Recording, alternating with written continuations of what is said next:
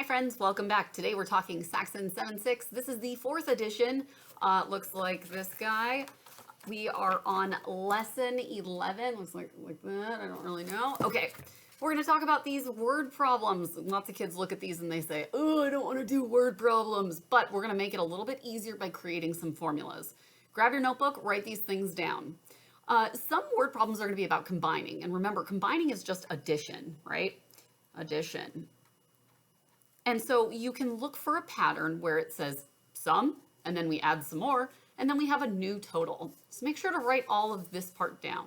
So when we're combining items, we are adding, and this is the pattern that we're looking for.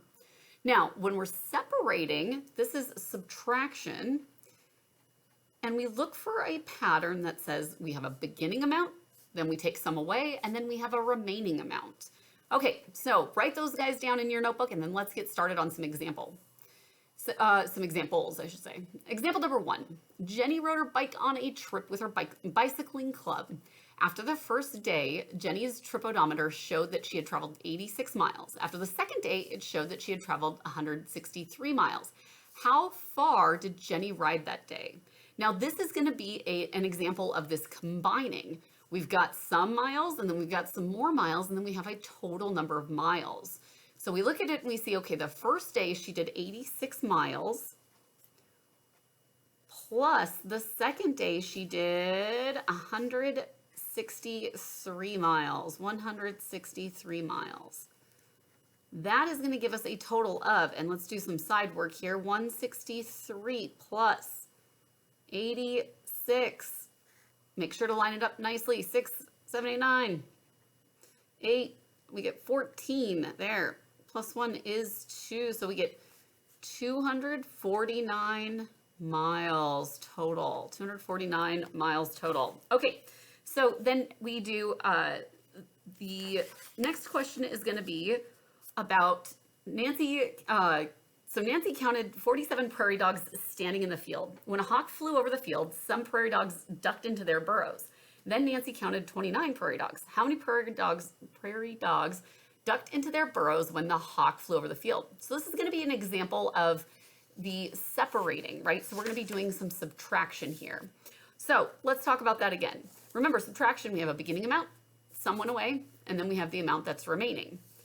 All right, so Nancy counted 47 prairie dogs standing in the field. When a hawk flew over, some of them ducked into their burrows. Then she counted 29.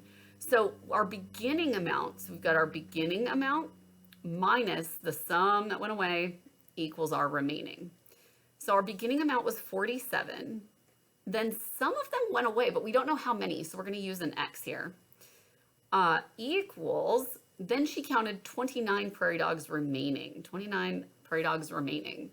Okay, so this is one where we have to use our addition and subtraction families to rewrite this problem, okay? Remember, when you have subtraction like this, you can flip these last two around. So 47 minus x is the same thing as 47 minus 29 equals x. So let's do a little side work here. 47 minus 29. Okay, so we've got to borrow from here. We'll make that a 3. That's going to be an 8. 3 minus 2, that gives us 1. So that must mean that 18 prairie dogs, make sure I'm spelling that right, ducked into their burrow. So go back and a good idea when you're reading or doing word problems is to go back and read the sentence, read the question, and make sure you're answering it. So how many prairie dogs ducked into their burrows when the hawk flew over the field?